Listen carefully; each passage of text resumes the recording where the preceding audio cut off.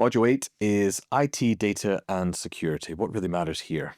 Yeah, so I think here is, IT and cybersecurity now, if it's outsourced and you have a reputable IT cybersecurity provider providing that, then you should be ticking all the boxes there. I think when you potentially have an in-house team and the potential is a lack of documentation, a lack of updates, not standardized systems, that's when you will have potential issues on that. So what a buyer is looking for is the risks in your systems. And so, for example, are you up to date with all your patches? Are you using latest software, whether it's Microsoft, Google, whatever level you're using at? Is it at the correct level in terms of devices being upgraded and the right level of software patches? Cybersecurity is obviously a big threat, and following industry standards on that and having the correct certifications on place on cybersecurity levels is absolutely key. And quite often businesses need that now for insurance purposes anyway, otherwise their premiums go through the roof. So it's effectively assessing your business. Have you got the right employee protections? Have you got the right system protections in place to stop a threat? If a threat does go ahead, how are you mitigating the risk on your business as a result of that? Will you still be able to operate? Do you have backups? All those sort of things. Standard IT practice, but you've got to have that in place. And again, that is tick box exercise, but you have to have done it. If you haven't got that, then buyers will erode the value in there.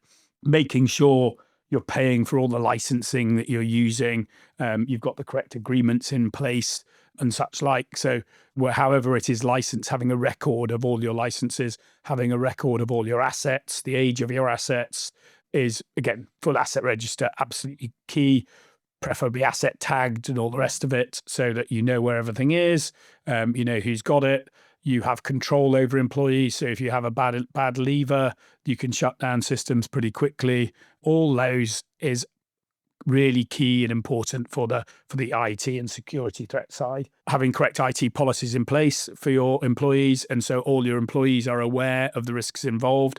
Most cyber threats are from humans. It's human error as opposed to system error. So making sure you have appropriate training in place for that, and you have all the correct policies in place so your employees know how to behave with systems and such like. So again, those are all things that are easy to put right, but you do need in place 12 months before exit, 12 to 18 months before exit. You need to have all that in place. And of course, one thing that's part of this that wasn't part of this 5 years ago is the use of AI and the information that you're sharing, customer information that you're sharing with ChatGPT versus absolutely. And a lot of companies will have firewalled ChatGPT systems, so they'll have their internal GPT system. So access through company systems to OpenAI may be blocked within companies, because if you're putting customer names into that OpenAI, it's open because everyone can get access to it.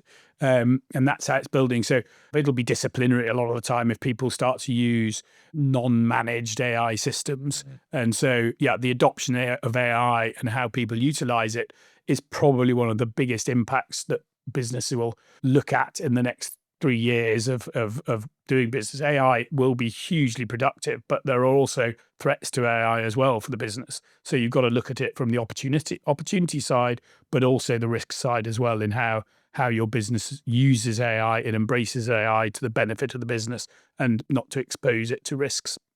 I saw a business that had moved from ChatGPT to Microsoft Copilot, because the difference being the safety and security of the customer data. So Microsoft obviously is a industry standard system.